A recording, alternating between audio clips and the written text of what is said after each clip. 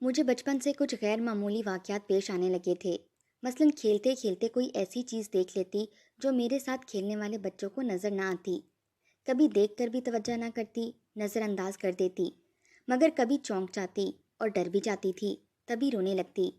رونے کی آواز پر والدہ دوڑی ہوئی آتی۔ میری آواز ایسی نہ ہوتی جیسے عام حالات میں بچوں کی رونے کی ہوتی ہے، بلکہ اس میں کچھ شدت اور خوف بھی شامل ہوتا، جیسے بچے کسی خوفناک چیز کو دیکھ لیں تو چیخنے لگتے ہیں۔ اماں مجھے سینے سے لگا لیتی اور بار بار پوچھتی کیا ہوا، کیا دیکھ لیا کہ ڈر گئی ہو۔ پھر وہ دادی کو پکار کر کہتی، اماں جی، اس نے پھر کچھ دیکھ لیا ہے، اس کی خوف سے آنکھیں باہر آ رہی ہیں۔ بہو کتنی بار کہا ہے کہ اسے صحن میں اکیلے نہ چھوڑا کرو، شام کو درختوں تلے ہی جا بیٹھتی ہے۔ دادی حسب معمول اپنا وہی پرانا فکرہ دہراتی تھیں جو وہ اکثر کہتی رہتی تھیں۔ کسی کو کچھ بتا نہ سکتی تھی کہ اچانک ایک عجیب سی صورت نظر کے دائرے میں آ جاتی ہے تو ڈر جاتی ہوں۔ 12 برس کی عمر میں جب کچھ سمجھ آئی تو غیر معمولی واقعات سے والدہ کو آگاہ کرنے لگی۔ مثلاً میرا قلم نہیں مل رہا تھا، میں ڈھونڈ ڈھونڈ کر تھک گئی، نا امید ہو گئی۔ تب اچانک ایک نیا قلم سامنے آ گرا۔ کہاں سے آیا، کس نے پھینکا، معلوم نہیں۔ ایک روز کچن میں کھڑی ماچس کی ڈبیا ڈھونڈ رہی تھی، ماں کو آواز دی، اماں مجھے ماچس نہیں مل رہی، کہاں رکھی ہے؟ منہ سے یہ جملہ نکلا ہی تھا کہ فوراً ماچس کی نئی ڈبیا میرے سامنے آ پڑی۔ میں نے اٹھا لی اور اسے الٹ پلٹ کر دیکھنے لگی۔ اماں آ گئیں۔ انہیں دکھا کر بتایا کہ ابھی جب پکار رہی تھی تو یہ میرے سامنے فرش پر آ گری، مگر گرانے والا نظر نہیں آیا۔ اکثر ایسے واقعات ہوتے تو ماں کہتی، یہ غیبی مدد ہے، تم اس کا ذکر کسی سے مت کرنا، کوئی نقصان تو نہیں پہنچاتا، فائدہ ہی دے رہا ہے۔ اماں کی عادت تھی کہ وہ رات کو سونے سے پہلے مجھ پر دم کر دیا کرتی تھیں۔ وہ کہتی ہمیشہ پاک صاف رہا کرو، پاک صاف رہنے والوں سے ہر برائی دور رہتی ہے۔ وہ خود بھی زیادہ تر باوضو رہا کرتی تھیں اور قرآنی آیات کا ورد کرتی رہتی تھیں۔ پھر غیر معمولی واقعات کا یہ سلسلہ منقطع ہو گیا اور مجھے سچے خواب نظر آنے لگے، یعنی کوئی واقعہ یا حادثہ ہونے سے پہلے اس کا اشارہ مل جاتا۔ بعض خواب ایسے ہوتے کہ ذہن پر نقش ہو جاتے، جنہیں میں ایک لمحے بھی بھلا نہیں پاتی تھی۔ مثلاً ایک دن سوئی تو کیا دیکھا کہ دادی ہوائی جہاز پر سوار ہو گئی ہیں اور عمرہ کرنے جا رہی ہیں۔ جہاز پھر واپس آ گیا تو اس میں دادی نہیں تھیں۔ میں ایئرپورٹ پر امی ابو کے ساتھ انہیں لینے گئی تھی۔ مسافر سے پوچھ رہی ہوں کہ میری دادی کیوں نہیں آئی۔ ایک مسافر کہتا ہے، وہ کیسے آ سکتی ہیں، وہ تو وہاں مر گئی ہیں۔ پھر ہم آگے بڑھتے ہیں، مگر دادی کہیں نظر نہیں آتی۔ میں یہ دیکھتی ہوں لوگ جہاز سے تابوت اتار رہے ہیں۔ ابو کہتے ہیں، لو وہ آ گئی ہیں۔ وہ تابوت کی طرف اشارہ کرتے ہیں۔ اسی وقت میری آنکھ کھل جاتی ہے۔ آنکھ کھلی تو دل پر ہاتھ رکھ لیا کہ وہ زور زور سے دھڑک رہا تھا۔ میں اٹھ بیٹھی، دل اداس ہو گیا۔ امی کے پاس کچن میں جا کھڑی ہوئی۔ انہوں نے پوچھا کیا بات ہے؟ امی، ایک ایسا خواب دیکھا ہے کہ دل افسردہ ہو گیا ہے۔ بیٹی خیر ہوگی، خواب میں افسردہ ہونے سے خوشی ملتی ہے۔ انہوں نے تسلی دی، مگر مجھے ان کی تسلی سے سکون نہ ملا۔ چند روز بعد والد صاحب کے پاس تایا ابو آئے اور بولے، میں عمرے پر جا رہا ہوں، اماں جان کو ساتھ لے جانے کا ارادہ ہے۔ بہت خوشی کی بات ہے بھائی صاحب، اللہ نے یہ سعادت آپ کو دی ہے کہ ماں کو عمرہ کرا رہے ہو۔ ان کا پاسپورٹ بنوانا ہے، آج انہیں ساتھ لے جاؤں گا۔ تایا دادی کو ہمراہ لے گئے اور میرا دل ڈوب گیا، جیسے وہ عمرہ کرنے نہیں اپنی جان آقا کے سپرد کرنے جا رہی ہوں۔ میری آنکھوں سے آنسو بہنے لگے۔ جب ہم سے رخصت ہو رہی تھیں، میں ان کے گلے مل کر رونے لگی۔ مجھے معاف کر دیجیے گا دادی، میں نے کبھی آپ سے گستاخی کی ہو، آپ کو ستایا ہو، جانے یا انجانے میں۔ وہ بولیں، کیسی باتیں کر رہی ہو بانو، معافی کیسی، تم نے کبھی مجھے ستایا ہی نہیں، ہمیشہ ادب کیا ہے میرا۔ انشاءاللہ جلدی لوٹ آؤں گی، یہ رونا دھونا بند کرو، خوشی سے اللہ حافظ کہو۔ میں ان کے ہاتھ چومنے لگی اور پھر بلک بلک کر رونے لگی، جیسے میری یہ ان سے آخری ملاقات ہو۔ وہ چلی گئیں۔ میرے دل میں کانٹا چبھا ہوا تھا کہ ایسا خواب کیوں آیا جس کی تعبیر کسی سے پوچھنے کی حاجت نہیں ہے۔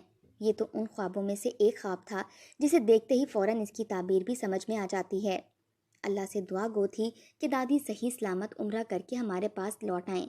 انہوں نے عمرہ کر لیا۔ جس روز واپس آنا تھا وہاں ان کی طبیعت ناساز ہو گئی۔ تایا ابو ڈاکٹر کے پاس لے جا رہے تھے کہ راستے میں دم توڑ دیا اور پھر وہی منظر سامنے آ گیا جو خواب میں دیکھا تھا۔ میرے والدین اور بھائی میت وصول کرنے آئے۔ حاجی ان کا تابوت لے کر آئے۔ میرے منہ سے نکل گئی، ایک کاش مجھے ایسے خواب نہ آتے کہ جن کی تعبیر کے خوف سے دل دھڑکنے لگتا تھا۔ ایک بار سو کر اٹھی تو بہت پریشان تھی، کیونکہ گزشتہ شب ایک عجیب خواب دیکھا تھا کہ میرا چچا ذات نہال گم ہو گیا ہے۔ وہ 12 سال کا تھا اور میں خواب میں دیکھتی ہوں کہ سب لوگ نہال کو ڈھونڈ رہے ہیں اور وہ نہیں مل رہا۔ میں بھی ڈھونڈ رہی ہوں۔ اسے تلاش کرتے کرتے نہر پر جا پہنچتے ہیں۔ کیا دیکھتی ہوں کہ اس نے ہلکے نیلے رنگ کی قمیض اور سفید شلوار پہنی ہوئی ہے، پاؤں میں چپل ہے اور وہ اپنے دوستوں کے ہمراہ دریا کنارے کھڑا ہے کہ اچانک سے دریا میں چھلانگ لگا دیتے ہیں۔ اس کا ایک دوست آواز دیتا ہے، نہال تم بھی آ جاؤ، ہمارے ساتھ نہاؤ۔ وہ کہتا ہے کیسے آؤں، مجھے تیرنا نہیں آتا، میں ڈوب جاؤں گا۔ دوست کہتے ہیں یار آ جاؤ، ڈرو نہیں، نہر گہری نہیں ہے، پانی ہی ہے، کیا ڈرنا۔ وہ چھلانگ لگانے پر آمادہ نہیں تھا، تبھی ایک دوست پانی سے نکلا اور اسے کنارے سے گھسیٹ کر نہر میں لے گیا۔ وہ ڈوبنے لگا تو اس کے دوستوں نے اسے ڈوبتا ہوا دیکھا تو پریشان ہو گئے اور باہر نکلے اور دوڑتے ہوئے نہر سے دور چلے گئے، جبکہ میں نہر کے کنارے کھڑی نہال کو پکارتی رہ گئی۔ آنکھ کھولی تو میری آنکھوں سے آنسو بہہ رہے تھے، میں ہچکیوں سے رو رہی تھی، گھبرا کر اٹھ بیٹھی، دوبارہ نہ سو سکی، یہاں تک کہ صبح کی اذان ہو گئی۔ میں نے وضو کیا، نماز پڑھی اور نہال کے لیے خیر کی دعا کی۔ صبح ہو چکی تھی، امی کچن میں ناشتہ بنا رہی تھیں۔ میرا دل پریشان ہو رہا تھا، سوچا امی کو خواب سنا دوں تاکہ دل کا بوجھ کم ہو، لیکن وہ بہت مصروف نظر آ رہی تھیں کیونکہ والد صاحب کو آفس جانا تھا اور وہ وقت پر ناشتہ کرتے تھے۔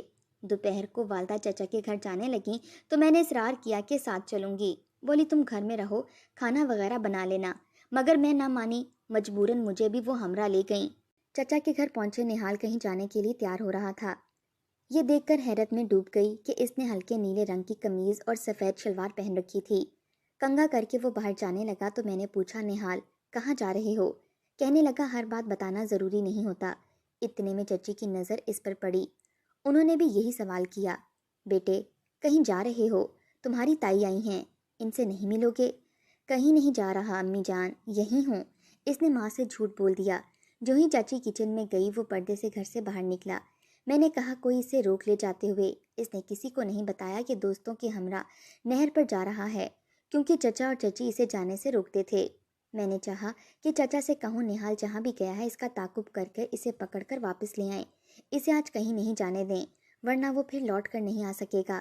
لیکن میں ایسا کیوں کر کہتی؟ چچا وجہ پوچھتے اور مجھ پر الزام لگا دیتے۔ یقین کریں اس وقت میرا دل رو رہا تھا، دعا کر رہی تھی کہ اللہ کرے میرا خواب جھوٹ ہو اور نہال نہر کی طرف نہ گیا ہو، اللہ اس کی عمر دراز کرے۔ جتنی دیر میں وہاں رہی اسی کشمکش میں مبتلا رہی، میرا بس نہ چلتا تھا کہ اڑ کر ادھر چلی جاؤں جس طرف وہ گیا تھا اور بازو سے پکڑ کر واپس لے آؤں۔ ہم شام کی چائے پینے کے بعد لوٹ آئے۔ رات بھر بے چینی رہی، نیند نہیں آ رہی تھی۔ 12 بجے در بجا، چچا آئے تھے۔ والد نے دروازہ کھولا، پوچھا خیریت تو ہے؟ اتنی رات گئے کیوں کر آنا ہوا؟ معلوم کرنے آیا ہوں کہ نہال آپ کی طرف تو نہیں آیا؟ نہیں تو کیا بات ہے؟ وہ شام سے کہیں بغیر بتائے چلا گیا ہے اور ابھی تک گھر نہیں لوٹا۔ سب جگہ دیکھ لیا ہے، اس کے دوستوں سے بھی پتہ کیا ہے، کوئی اس کے بارے میں کچھ نہیں بتا رہا۔ چچا جان آپ ان کے دوستوں سے پوچھیں کہ نہر پر تو نہیں گئے تھے۔ ایسا تم کیوں کہہ رہی ہو بیٹی؟ نہر پر جانے کی تو میں نے اسے سختی سے ممانعت کر رکھی ہے۔ 1 سال پہلے ایک بار گیا تھا تو میں نے اس کی خوب پٹائی کی تھی، اس کے بعد نہیں گیا۔ انہوں نے یقین سے کہا تو میں چپ رہی، بھلا بغیر کسی ثبوت کے کیوں کر کچھ کہتی؟ خواب دیکھنے کی بنا پر اتنی بڑی بات کہنے کا مجھ میں حوصلہ نہ آتا۔ نہال کو ڈھونڈتے ڈھونڈتے صبح ہو گئی، وہ گھر آیا اور نہ اس کا کوئی سراغ ملا۔ دوستوں سے دوبارہ جا کر معلوم کیا مگر انہوں نے لا علمی کا ڈرامہ کیا، کیونکہ وہ ڈر گئے تھے کہ اگر یہ بات بتا دی کہ ہمارے ساتھ نہر پر گیا تھا اور ڈوب گیا ہے تو چچا ان کی گردن پکڑ لیتے کہ تم کیوں اسے لے گئے، تم لوگوں نے ہی اسے مار دیا ہے۔ میرے بیٹے کو ہر کوئی اپنی گردن بچانے کی وجہ سے چپ تھا، تلاش کر کر کے چچا کی بری حالت ہو گئی تھی۔ تیسرے روز بھی کوئی سراغ نہ ملا۔ ابو نڈھال سے ہو کر لوٹے تو میں نے کہا ابو آپ نہر پر جائیں، شاید نہال کا کوئی سراغ مل جائے، کیونکہ جس وقت وہ گھر سے جا رہا تھا میں نے پوچھا تھا کہاں جا رہے ہو تو اس نے کہا تھا دوستوں کے ساتھ نہر پر جا رہا ہوں۔ میں نے اپنی طرف سے جھوٹ بول دیا۔ میرے کہنے پر والد نے بتایا کہ وہ نہر پر بھی جا چکے ہیں مگر کوئی سراغ نہیں ملا۔ اگر نہر میں نہانے کو اترنا تھا تو کسی کو اس کے جوتے وغیرہ کنارے پر ملتے۔ اسے تیرنا نہیں آتا تھا، وہ بھلا کیوں پانی میں اترے گا؟ سوچنے کی بات ہے، کوئی اسے دھکا بھی تو دے سکتا ہے۔ ابو دوست نما دشمن بھی تو ہوتے ہیں جو کسی بات کی خار دل میں رکھتے ہیں اور بدلہ لینے کے لیے ایسے حربے اپنا لیتے ہیں۔ یہ سن کر والد صاحب سوچ میں پڑ گئے۔ ابھی اس بات کو 1 گھنٹہ گزرا تھا کہ چچا آ گئے۔ وہ زاروں کے تار رو رہے تھے۔ کہا کہ نہال کا سراغ مل گیا ہے۔ نہر کے بہاؤ کے ساتھ اس کی لاش بہت آگے چلی گئی تھی، آگے جا کر ایک جگہ جھاڑیوں میں اٹک گئی، تقریباً 5 میل دور دیہات میں۔ لاش کافی پھول چکی ہے، حالت غیر تھی۔ والد ان کے ساتھ چلے گئے اور میں نے پھر دل میں کہا کاش میں ایسا خواب نہ دیکھتی، اور اگر دیکھا تو نہال کی امی سے التجا کرتی کہ اسے آج گھر سے باہر جانے نہ دینا۔ خواب کے بارے میں نہیں بتا سکتی تھی کہ میری ایسی باتوں کو لوگ سنجیدگی سے نہیں لیتے تھے، بلکہ رشتہ دار مذاق اڑانے لگتے تھے۔ آپ لوگوں کو شاید یقین نہ آئے اور مجھے پاگل یا کن ذہن سمجھ رہے ہوں، مگر یہ سچ ہے۔ ایسے بہت سے خواب میں نے 12 سال کی عمر کے بعد دیکھے جن کی تعبیر بھی واقعہ ہو گئی، لیکن جب بھی خواب کسی کو سنانے کی کوشش کی سب نے میرا مذاق اڑایا۔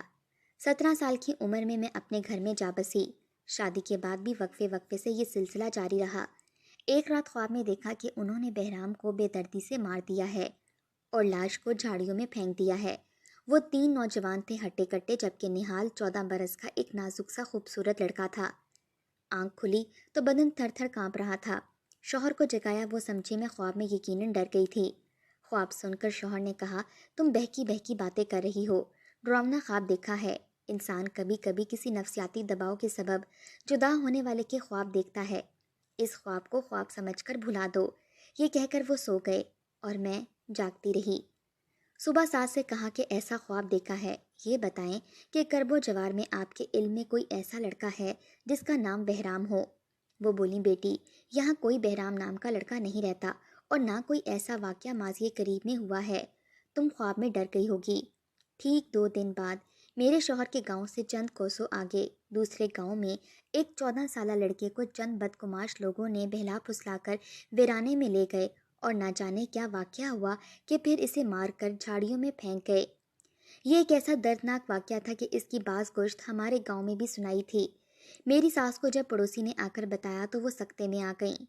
یہ سلسلہ چلتا رہا، خاندان میں، خاندان سے باہر، گاؤں میں کوئی واقعہ یا حادثہ ہوتا تو مجھے خواب میں اشارہ مل جاتا تھا۔ میں خوف سے ساس کے سوا کسی کو خواب نہ سناتی۔ وہ کہتی کہ کسی اور کو مت سنانا ورنہ مصیبت میں پھنس جاؤ گی۔ دکھ سے آنسو نکل آتے تھے کہ کاش کوئی بر وقت میری بات سن لے۔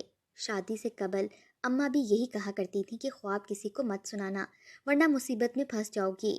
شاید اس سے قبل 2-3 بار ایک خواب دیکھا کہ ایک نوجوان لڑکی جس نے اورنج کلر کا چمکدار ستاروں سے بھرا عروسی جوڑا پہنا ہوا ہے، اسے گھر میں کوئی آدمی کلہاڑے کے وار کر کے مار رہا ہے۔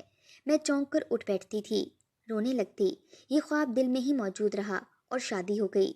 شادی کے 1 سال بعد ایک روز ساس نے کہا کہ میری بھانجی کی شادی ہوئی ہے، اس کی شادی میں ہم لوگ نہیں جا سکے۔ پھر ساس نے مجھے اس لڑکی کی شادی کی تصویریں دکھائیں تو میرا رنگ زرد پڑ گیا۔ وہ خواب کسی چشم و دید واقعے کی طرح یاد آ گیا جس میں یہ لڑکی اورنج کلر کے غرارے میں نظر آئی تھی اور کوئی شخص اس کو قتل کرتا دکھائی دے رہا تھا جو میرے خیال میں اس کا دولہا تھا۔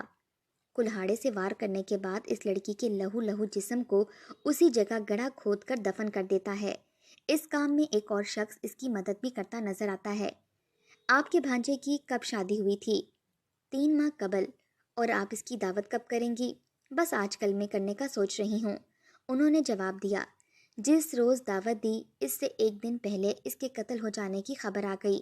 ساس روتی پیٹتی اپنے میکے کے گاؤں روانہ ہو گئی اور میں خوف سے ان کی واپسی کا انتظار کرنے لگی۔ جب میری ساس اور شوہر واپس آئے تو پوچھا کہ اس بیچاری کو کیوں مارا اور کس نے، تو ساس نے روتے ہوئے بتایا کہ ابھی یہ پتہ نہیں چلا، اس کا شوہر بھی بیچارہ بہت رنجیدہ ہے کیونکہ نئی نئی ان کی شادی ہوئی تھی اور وہ اپنی بیوی کو بہت چاہتا تھا۔ لاش بھی غائب ہے کیونکہ جس رات معلمہ کو مارا گیا ہے اس کا دولہا دوسرے گاؤں اپنے چچا زاد کی شادی میں گیا ہوا تھا۔ سبھی گھر والے گئے تھے، صرف بوڑھا سسر گھر میں موجود تھا۔ معلمہ کو تیز بخار تھا اس لیے وہ نہیں جا سکی تھی اور 80 سالہ ضعیف سسر اس لیے گھر پر ٹھہر گیا کہ بہو اکیلی تھی۔ ساس نے بتایا کہ پولیس تفتیش کر رہی ہے۔ شوہر سے بھی پوچھ گچھ کر لی ہے مگر قاتل پکڑا نہیں جا رہا۔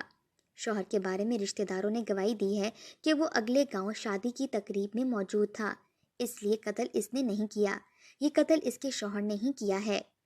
بے اختیار میرے منہ سے نکلا کیونکہ لڑکی کا قتل رات 12 بجے کے قریب ہوا اور اس کا شوہر اگلے گاؤں سے کسی سواری پر 11 بجے گھر آیا۔